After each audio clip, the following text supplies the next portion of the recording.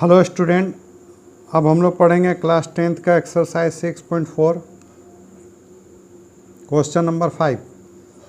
इसमें बोलता है D E and F are the respectively the mid points of the side A B B C and C A of triangle A B C. तो find the ratio of the area of triangle D E F and area of A B C. इसके बीच का हम लोग को ratio निकालना है। तो चलिए हम लोग सॉल्यूशन बनाते हैं। इसमें हम लोग एक फिगर ड्रॉ करते हैं। ए बी सी मेरा एक ट्रायंगल है। ए बी सी एक ट्रायंगल हो गया। ए बी का मिड पॉइंट डी है, बी सी का मिड पॉइंट ई दिया हुआ है और ए सी का मिड पॉइंट एफ दिया हुआ है। इसको ज्वाइन करने से हम लोग को मिलता है डी ई एफ और इसी दोनों ट्रायंगल का हम लोग को एरिया का रेशियो निकालना है। तो सबसे पहले हम लोग लिखते हैं गिवन क्या क्या चीज़ दिया हुआ है। तो गिवन दिया हुआ है in a triangle A B C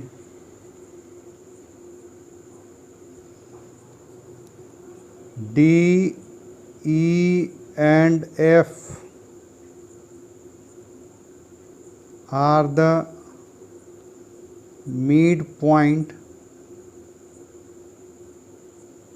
midpoints of sides AB, BC and CA respectively. ये दिया हुआ है और हम लोग को फाइंड करना है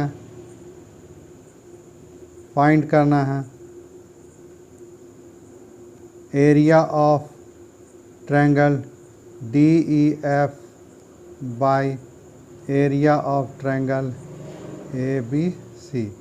इसी को हम लोग को फाइंड करना है। ठीक है, इसके लिए हम लोग क्या करते हैं, चूँकि ये मेरा मिड पॉइंट दिया हुआ है तो हम लोग मिड पॉइंट थ्योरम से इसको सॉल्व करेंगे। तो बाई मिड पॉइंट थ्योरम क्या बोलता है कि in triangle A B C D and F are the mid point of side A B and C A. Then क्या हो जाएगा मेरे पास, तो D F parallel to B C and D F half of B C. इसी को हम लोग लिख सकते हैं D F by B C equal to 1/2 और इसको इक्वेशन 1 मान लेते हैं। इसी तरह सिमिलरली हम लोग लिख सकते हैं E and F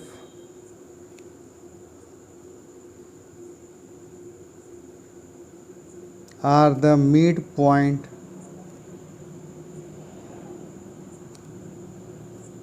of sides BC and CA। Therefore मेरा हो जाएगा EF parallel to AB and EF half of AB। इसी को हम लोग लिख सकते हैं EF by AB equal to 1/2। ये मेरा सेकंड इक्वेशन। चलिए ठीक है, इस तरह से फिर अगेन हम लोग लिख सकते हैं D and F are the